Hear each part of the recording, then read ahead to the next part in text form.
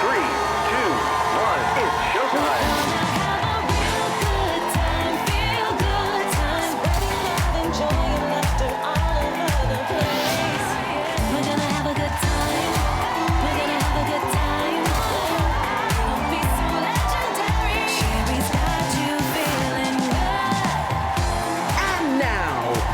Host, Sherri Shepherd.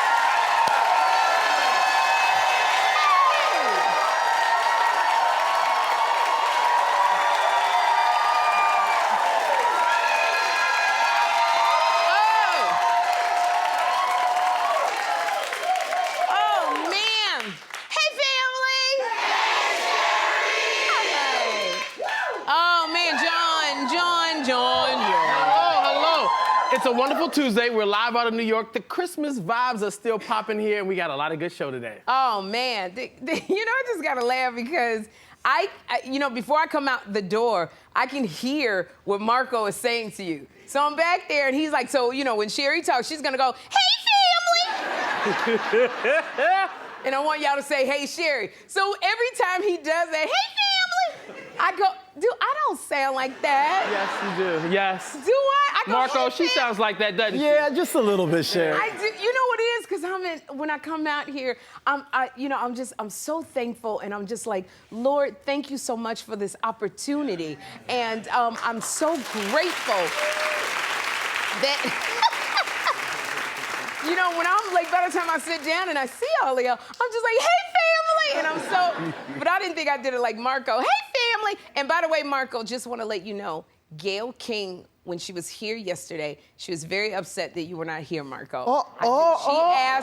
She asked about you the whole show, and she wanted to know, like, why is he not here today? And I said, I don't know. He don't call me when he call in sick.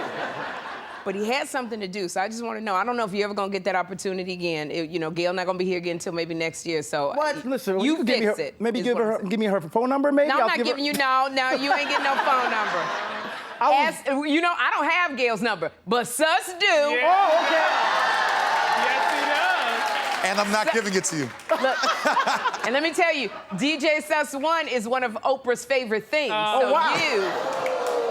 So if you want to talk to Gayle and explain where you were, because she was like, she said it's not a party unless you're here as well. Aww. So you have to get in good with DJ Sus 1. I'm just saying. Thank you, Gayle. She did. We had such a good time. We had such a good time with Gayle King yesterday. And she's a big fan of the show. Like, she knows Sus, she knows Marco, and she watches us every day. But Gayle got a little upset with us yesterday. Now, I mentioned this before, y'all. Outside of my green rooms, we have pictures of some of our past guests on the wall. And Gayle took me to task for not putting her picture on the wall. Take a look. Oprah, Niecy, Sherri. Still don't see my picture. Let's see. John, Kim, okay. Sylvester, okay, still. Oh, Joy Behar, still don't see my picture. Where's the Gayle King picture on the wall? I want to be on the wall too, Sherri Shepherd. As a matter of fact, there's a space right here. Right here. Right here, Sherri Shepherd. It's beautiful when you got to beg to get your picture out.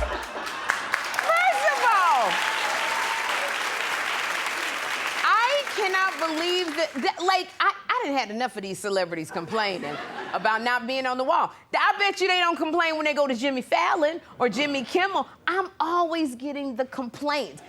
They act like I'm the only talk show host with a wall, So, and let me tell you this, my best friends Kim Whitley and Niecy Nash, who are on the wall, they both put their pictures up themselves because They asked me, and I said no, because you're my friends. You're more my friends than celebrities. And they went above my head and got their picture. They went to the powers that be and got their picture on the wall. Then my other friend, Lunel, she wanted to be on the wall, so she didn't have a picture, so she kissed the wall. Kissed the wall. Left that doggone lipstick stain. I went up there myself. I tried to scrub that lipstick off. It will not come off. So Lunel's lips are now permanently on my wall. This is like OnlyFans, except it's free. So Gayle King is an icon who's been here twice, so it's only right that we give Gayle King a spot on the wall. So when I tell you, I personally went to our art director, Michael Lee Scott, and he hung her picture up right where Gayle wanted it. So it is right, Gayle. That is Michael Lee putting your picture up on the wall. Now I gotta worry about if she complains that she's not next to her best friend, Oprah, because I have Oprah is at the other end of the wall. So Gayle, my friend, I hope you like it. You are now a permanent fixture on the Sherri Show. Now, if we have Robin Roberts come over here, and you know I love my Robin Roberts. So before Robin comes, we got to get Roberts on the. And this is our 70th birthday present to Gayle. Happy birthday! Your happy on the birthday, wall. Gayle. 70. Yeah. 70 what? 70 what? But, you know, and I didn't get to talk about it too much yesterday because we had Oprah's favorite things. But I'm still buzzing about going to Gayle's surprise birthday party over the weekend. And when I tell you some of everybody was at that party, it was the movie stars, the TV stars, musicians, executives. And let me tell y'all, I met a big-time executive at the party. And she was so sweet to me. I'm sitting in my chair having a great time. And she sits down on her knees next to me and she says, I am gonna start crying. I love you so much. I watch your show nonstop. So I am like, oh my gosh, thank you so much. And she's giving me all of these massive compliments. She's talking about the way I make people feel, how I touch people's heart, how I'm making the world a better place through laughter. I mean, it was so amazing. And she said to me, and she's next to me, and she goes, honestly, can I have a hug? So I hugged her, and I said, you should come to the show. And she goes, when and where? And I told her, I said, you can come anytime you want. So she comes around, and she sits across from me, and she says, you know, I'm friends with Oprah, and I'm the one that told her she should talk to you. And I said, thank you so much, because in my head, I'm thinking that this lady told Oprah to come to my show. And then she says, I told Oprah, you really need to talk to Quentin Brunson. She's incredible. And she says to me, she said, and that interview she did with you, you guys were great. And I'm looking at her and I go, this woman think I'm Quentin Brunson.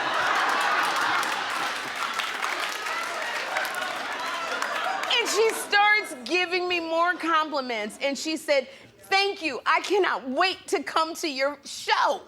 And so when she left, she gave me a big old hug and was like, touch the world. And she left, and Niecy was sitting next to me. So I sat next to Niecy, and I said, Niecy, she thought I was Quentin Brunson.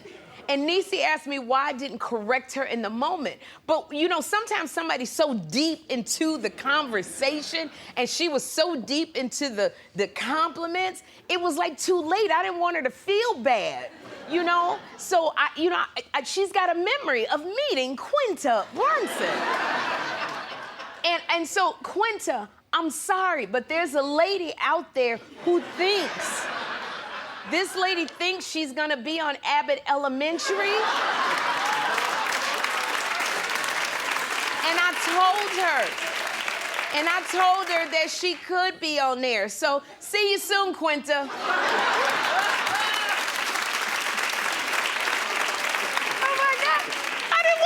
She gonna feel so bad and she's gonna go to everybody and go, Quinta was amazing. She hugged me and everybody's gonna go, Quinta was never there. She's gonna go, yes, she was. Yes, she was. Oh my gosh. Oh geez. But I had such a great time at the party. Like, it was so many people I just connected with. Dave Chappelle and his wife Elaine were at the party, and they were at the party. I had a great time with them. Although I think that Dave thinks that I'm a lot older than I really am. He said to me, he said, my wife and I watch your show every day. We love you, Sherri. And then Elaine says to me, she's like the life of the party. She goes, Sherri, you were so sexy at your age. And I said, thank you, Elaine. And Dave said to me, he said, well, Sherri, how old are you? And I said, well, I'm 57. And he goes, what? And then we talked some more, and a few minutes later, Dave was like, girl, I can't believe you 66. And I said, no, Dave, I'm not 66, I'm 57. He goes, oh, okay, then he starts asking me more questions. But all night he kept coming up to me going, I can't believe you 66. I don't know why Dave Chappelle is fixated on me making me 66. It is beyond me. Even when I was leaving, he came up to me, he said, you just look amazing for 66. So what camera do I talk to if I want to talk to Dave Chappelle? Because I know he's watching. What camera should I speak to? Dave Chappelle, I just want to tell you, I'm not 66. I am 57, Dave. It's me, Sherri Shepherd, not Quinta Brunson. She's not 66 either. I'm 57. So that's the Dave Chappelle. Because it's not like I'm not embracing my age. For people go, well, you need to embrace it. I'm not embracing my age. I'm just not embracing something that I'm not yet. So I just wanted to let Dave know that, in case he wanted to come on the show. He knows he's not going with it. That was just my little, cathartic way to get that out. Oh my gosh. So yeah, here's another thing. I had a major cosmetic disaster before I went to Gail's party. So over the summer, y'all, I kept having this pain in my tooth and found out when I went to the dentist that my side tooth had cracked and it fell out. And a lot of it was due to hormones, because as I'm getting older, all these hormones are raging out of control. So my side tooth cracked. They had to take it out. And I'm always making fun of people who are missing a side tooth. And now this is why God don't like ugly, because now here I am. I am now in the side tooth community, okay? So, everybody on my glam team, they always they think they're cute, because they always say, Sherri, you got your tooth today? Because what they gave me was they gave me a temporary implant until they put the permanent implant. So I got this temporary one that I could pop in and out. So all my glam team is always like, did you remember to put your tooth in? Thinking they cute. So in case you wonder, I will never be demonstrating this on the air. So don't you dare ask. But what had happened was I came to the studio on Saturday to get my hair and my makeup done before Gail's party. And Theo Barrett, who does my hair, he goes, oh my gosh, Sherri, where's your tooth? And I thought, oh crap, I left my tooth at home. So I didn't have time to go all the way uptown to my house, get the tooth and come back and put it in before the party. So I had to make the difficult decision to go to the party with no tooth on the side. I know. So when I took all my glam photos backstage, I couldn't fully smile. So that's the way I had to go. I wouldn't smile. Like, I went to this party and I thought I could just pull it off and talk with my mouth to the side all night. Because I was planning on going to the party and going, hey, how you doing? How's everybody doing? But when I got there, I was so upset about this. When I got there, the first person I saw was Angela Bassett. And I couldn't even deny it, because as soon as she said, hey, girl, how you doing? I said, Angela, I ain't got my tooth. I don't have my tooth. And she fell out laughing. So if you notice in all of these pictures, I am not smiling in any of these pictures that night. Even in the picture with Oprah, I'm standing behind everybody. And I look like I'm tired or I'm mad. And so all night, I was only half talking to people. I was not my ebullient self, which is how people describe me. Sherri's so ebullient. I was not ebullient at all. And Robert De Niro was there, and John was like, go say hi. And I was like, I can't, I don't have my side tooth in. So I didn't talk to Robert De Niro. And I'm sure everybody was like, what is wrong with Sherri tonight? So everybody, there was nothing wrong with me. I am just part of the side tooth community now. And I couldn't. But I have it now. Yes. And I got- remember, I've been threatening to fire your glam. If she shows up at an event without that tooth, all of y'all are getting fired. But you had a fill-in makeup artist that day, so. Yes, I know. Oh. Nani was there with me. She didn't know that I was supposed to have And my Nani's side so tooth. sweet, she wouldn't have Nani's cared sweet, anyway. yeah. But I had it now. I had it. And so, because if y'all see me smile, if you find any smile of me on Google, I'm always like, ha, ha, ha, ha, like that. But, you know, because I have all my teeth in my mouth, so. But I don't know, that half smile, I want to work on it anyway. You know, so that's because I want to do serious acting. So it's that you never smile with all your teeth. You got to do it. You got to do that little half smile. It don't work. I like smiling. I just, oh my gosh, I'm going to tell you. The life of Sherri Shepherd. Well, y'all got to tell you, it's time to check in with my little Sherri doll, which is my version of Elf on a Shelf. So celebrities have been getting in on the elf action. The other day, Snoop on a Stoop came out, and then there was Martha on a Mantle, which was hung out in New York City, and then they saw the Nutcracker Ballet, and those dolls look just like they have the munchies. I gotta say both of them. So I have my own doll. So first she was Sherri in a cherry, okay? And then she was Sherri on the Staten Island Ferry. So we're gonna check in with her today. So where is my doll? Where is Sherri? Oh, I got it. Look, Sherri drinking sherry. I love it. Look at her. So I love it. So she's by the fireplace enjoying a nice adult beverage, and she's watching her favorite romantic Christmas movie. She's getting a slight buzz, and by that I don't mean from a bee, because she's got a little sherry. And she's sipping and listing all of the things that she wants which are under the tree. So all now, Sherri, who's sipping sherry, all she needs now is a man to cuddle up with. So I'm wondering if Lenny with the Henny is free. Don't know.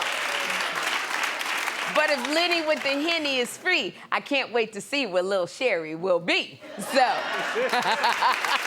thank you, I love it. And y'all, now it's Caption Crunch time. So I am going to post a pic on my Sherri Show social pages, and I want you to see if you can make me laugh with your captions. So here's today's Caption Crunch photo. Now this is when I was hugging Shaq on Family Feud and I didn't want to let go. And the surveys say, So what I want you to do is I want you to grab your phones and scan the QR code or go to our Instagram page to find it, and I want you to write your funniest captions. So tell me what it is. I might read it on the show. And we got a great show for you today. Because later on, Lena Waithe is here. But up next, comedian Jim Gaffigan is right here.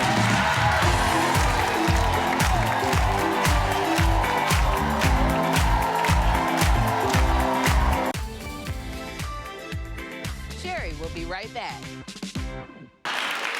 Will you give it up for Jim Gaffigan?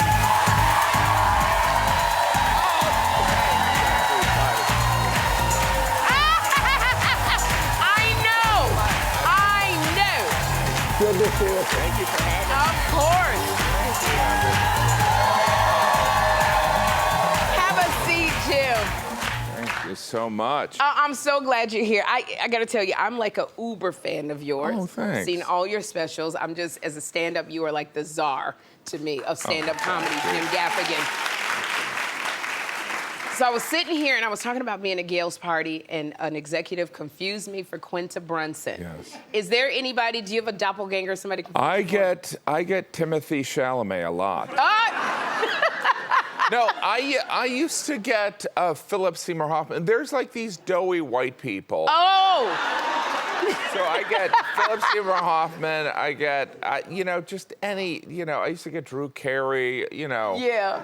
any like doughy white guy I get. But like if they've confused you, do you correct them right away? No. You let them go? You don't, as you said, you don't want the person to feel bad. Yeah. And then you also think, like, this is going to be a good story, right? There we go. You're like, this is going to be a good one, but you don't want them to feel bad. But you also secretly want them to figure it out. Because I was at an event, and someone thought I was Philip Seymour Hoffman, and they were trying to get me to go on the Jimmy Kimmel show. And I was like, well, yeah, I'll go on Jimmy Kimmel. Yeah. And they're like, we know that, you've got a movie coming out. And I was like, I didn't have a movie coming out. And so then I finally figured it out. But I didn't want the person to feel bad, right? Yeah, no. Did you go on Jimmy Kimmel? I did. I've been going on Jimmy Kimmel for a while at that point, but so eventually it came out, but it was fine. There you go. And you're right, it is such good material, as you always have in all of your specials. Congratulations on your newest special, The Skinny. Thank you so much. And when I was watching the special, Jim, I related to it so much because I remember when you were talking about this clip that you had, my mom sent me to the store by myself when I was like 5 or 6. Yeah. And I don't know why kids are so different today. They don't know that kind of stuff. I've got 5 kids and I'm pretty bad at it, but I think that there's, our parents, there's the greatest generation that won World War II and stuff like that. I'm convinced that our generation of parents, we're the worst at it. Yeah. Because our parents didn't even try, and they're better at it than us. Yes. I don't understand They it. are. My parents accomplish so much more than what I can with my kids. Yeah. And so it's you see on these clips that you're supposed to the best thing you can do is do nothing for your kids. So in a way, I'm a great dad.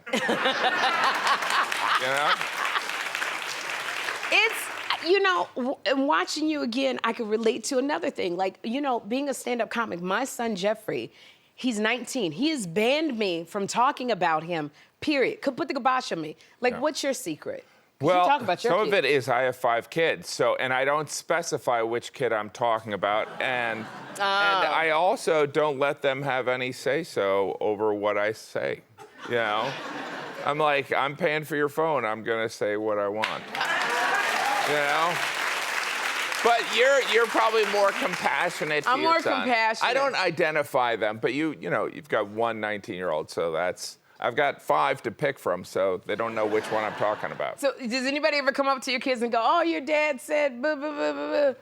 Yes, a little bit, but some of it is I don't know about your son, but my kids, there's certain friends that are into comedy, and then but they I remember I walked by my daughter's room and she was talking about me, and she goes, my dad does stand up, but it's for old people. And I was like, that's flattering. That's the kind of stuff the kids say. Yeah.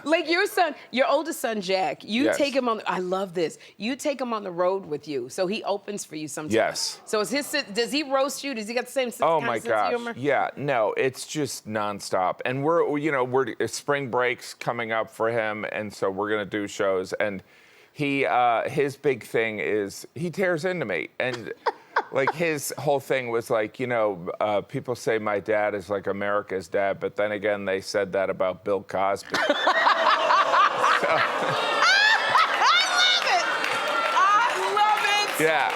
Oh my God, he got you good. Talk about the stress, and it's fun. And by the way, my son is really one of the funniest people I know. But imagine the stress of doing a show, and then imagine the stress of having your son go on before you. Yes. So the anxiety during that show is incredible. Yes, absolutely. And you don't know what he's gonna say. You don't know what he's gonna say. Yeah. Yeah, that one, when he said that joke, what'd you do? Yeah. What were you doing? I got used to it after a while, because he'll do, different zingers. But he likes, he's like any kid. He wants to challenge. He's like, I'm gonna see if I can, work in a Jeffrey Epstein joke. And I'm like, don't do that. Not with your dad.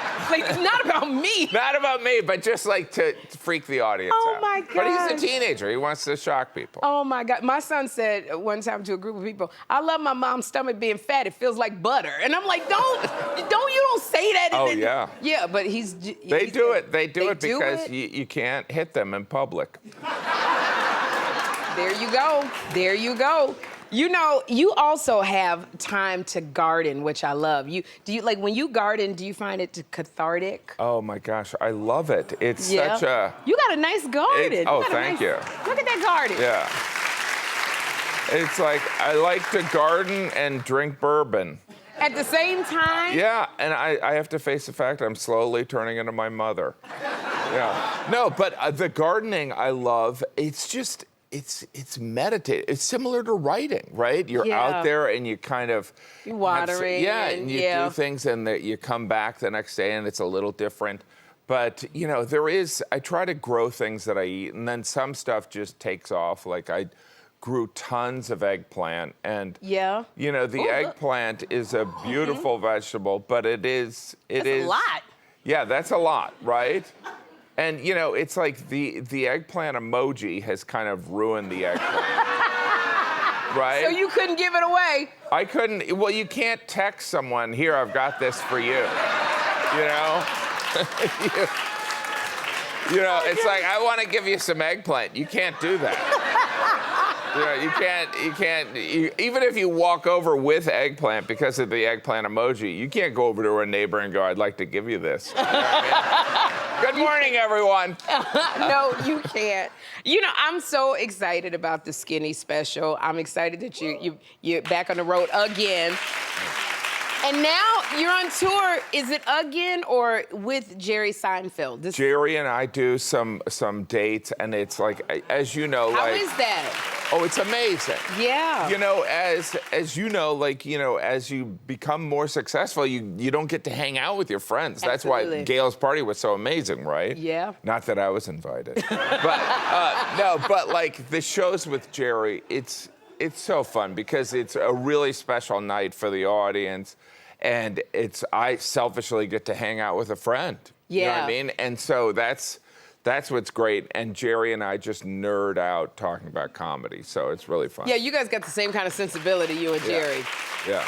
Together, you know, and I just wanted to say, you are the czar because you were the first to have a special on Hulu. You were the first one to have a special on Hulu. You got a special on Amazon Prime. You got a special on Netflix.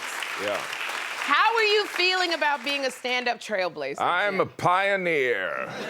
No, it's weird. It's just, you know, stand-up during our careers changed so dramatically. Yes, it has. And so the specials, I'm just, you know, I love writing and I love coming up with material. And so as a new opportunity comes up, but I love the fact that Hulu's now in the game. That's great for stand-ups, right? More platforms, and I love Netflix, so I hope they all succeed. Oh, man. Well, I'm so glad you're here, Jim. Thanks. I'm such a fan. Thanks. I love it, and I want to thank you for being here. Please don't be a stranger. Thank you so much. Jim Gaffigan's new special, The Skinny, is on Hulu right now. And for stand-up tour dates, go to SherriShowTV.com. And up next, we're chatting with Emmy Award-winning writer and producer, Lena Waithe. Woo! Gaffigan.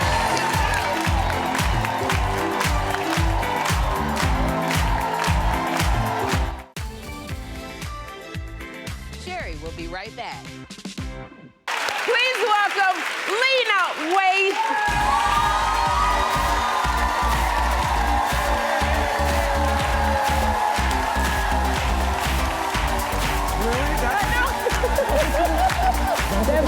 That's the clip we tell, girl.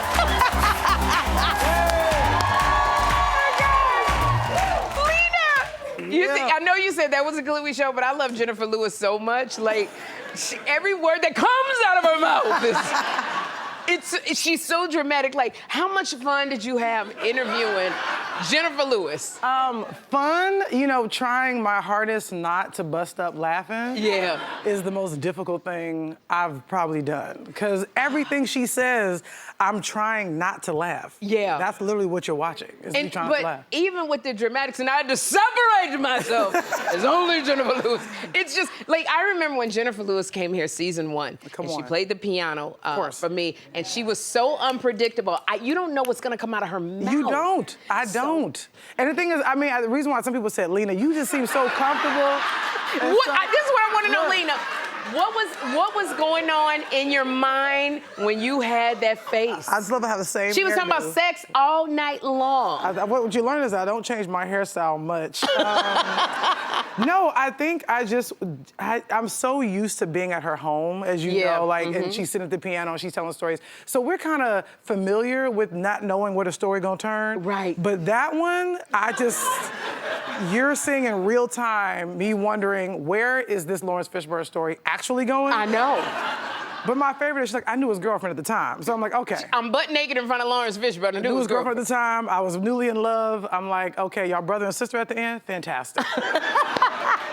Great. I love your podcast because I know Thank you. want to talk to seasoned actors. Like, how much do you admire your elders? Oh my, the most. Yeah. But also when I was a young kid, I always loved being around my grandmother. Loved hanging around my mom, much to her chagrin, and my aunt and her friends. So, but I think the legends really, because you got Gina Prince Bythewood, who's a writer-director. Yes. Obviously, Debbie Allen, who's behind the scenes as well. Mara Brock-Akil, who created Girlfriends, Yes. Dear Mary Jane.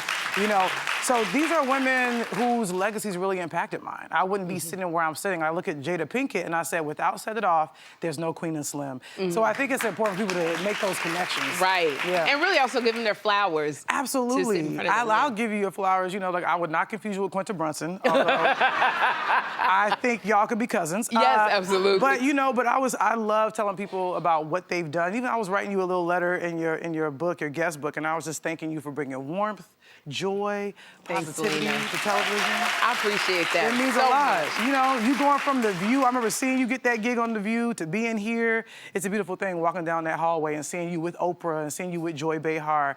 That's what legendariness is all about. Thank you, Lena. Okay, I need to keep giving you your flowers. Thank you. I just know that, I admire you so much because you've accomplished so much already. I mean, you're an Emmy Award-winning writer. I remember when you gave your speech when you won your Emmy.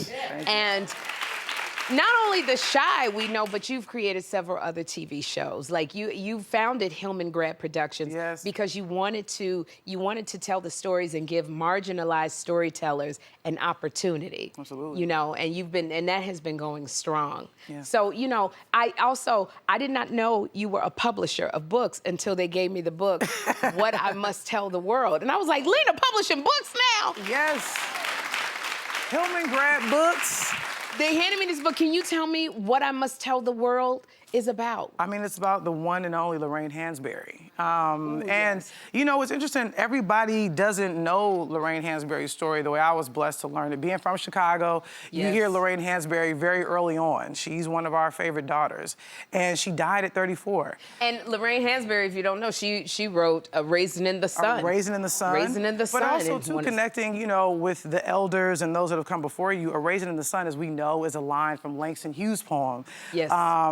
And she asked him, would it be okay if I use a line from your poem as a title of my new play? And he responded and said, I would be honored. And so just that connectivity between Langston Hughes and Lorraine Hansberry, I'm trying to follow in those footsteps. With Legacy Talk and with making sure people know Lorraine's story, it's really about making sure people don't forget where we come from and the people that have laid the groundwork for us to be here. You know what? We need this.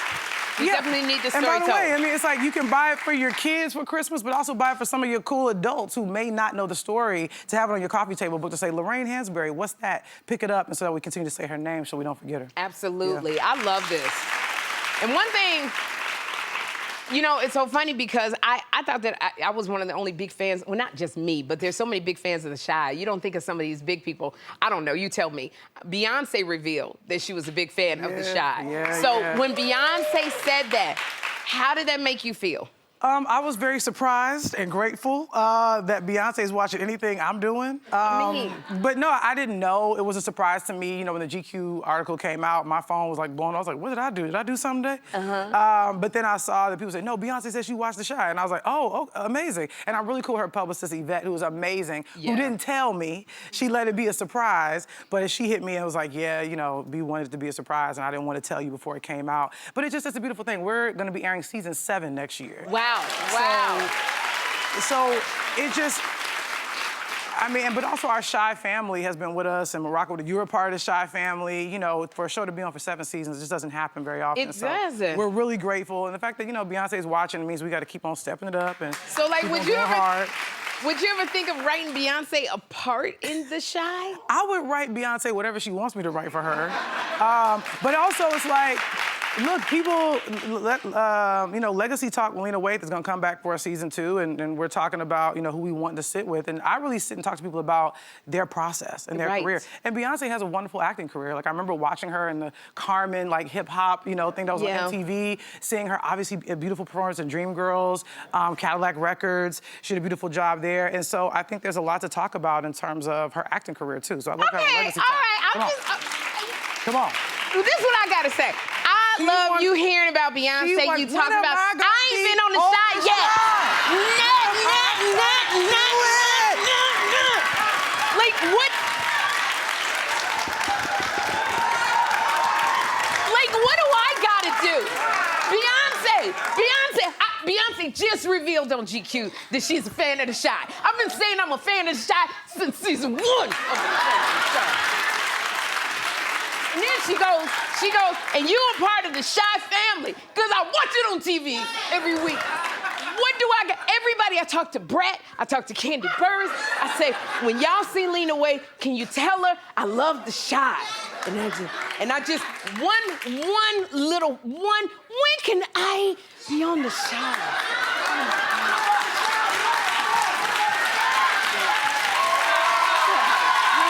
Really?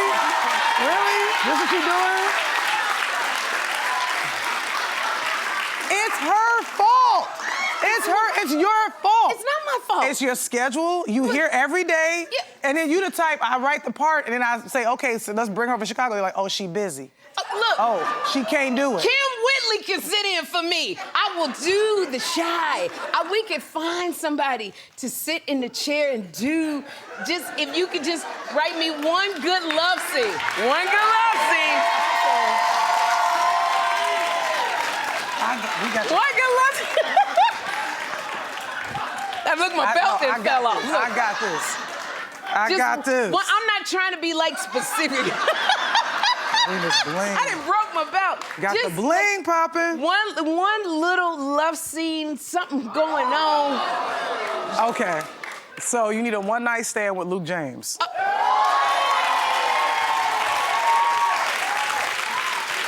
I'm here for it, Lena. Okay. I'm here for it. Got it. All right, we can talk about it. Do you do nudity? No, you ain't gonna see me naked. Right. I gotta get a body double. Okay, bet. I gotta get a body double, yeah. I'll call Quentin. We can call Quentin, whatever you need. Well, if Quentin could be my body double, okay. But don't. I'm just saying, you know what? I want to thank you for being here. I love you so much, Lena. Y'all be sure to pick up What I Must Tell the World. And also the Debbie Allen episode airs today. The finale Debbie of Legacy Talk on Legacy Talk. And this is out, What I Must Tell You, it is out now in stores now before Christmas. Go and pick it up, y'all. And up next, A Very Sherri Christmas continues. Keep it here. Lena Waithe!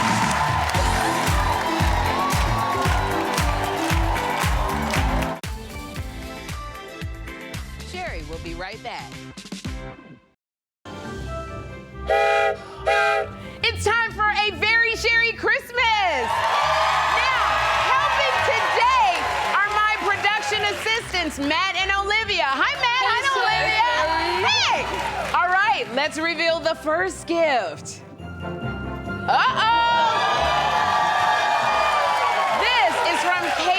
Chic Designs. This fashion-forward jewelry brand was founded by Clarissa Crespo, who drew inspiration from her New York upbringing and the iconic show Sex and the City. And all of their jewelry is uniquely designed, waterproof, tarnish-resistant, and nickel-free. Now, there's so many fun pieces to choose from, like the Don't Get It Twisted necklace. Studio audience, you are all getting a $250 gift card.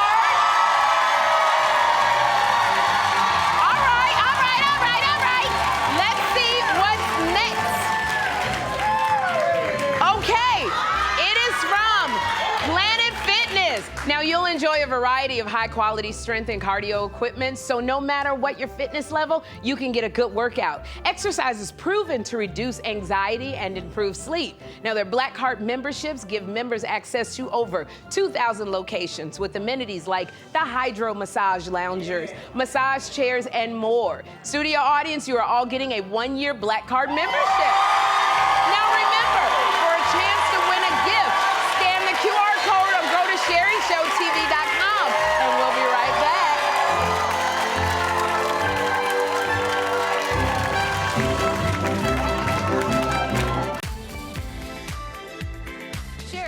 right back.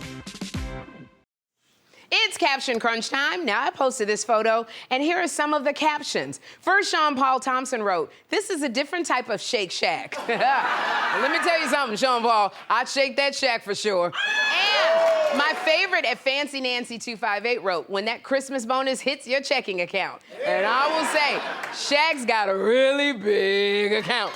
So, thank you for your captions, and we'll be right back.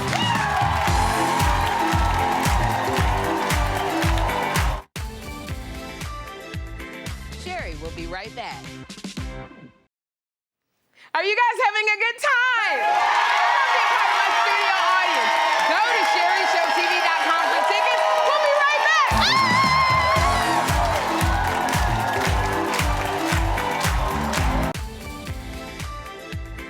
Sherri will be right back.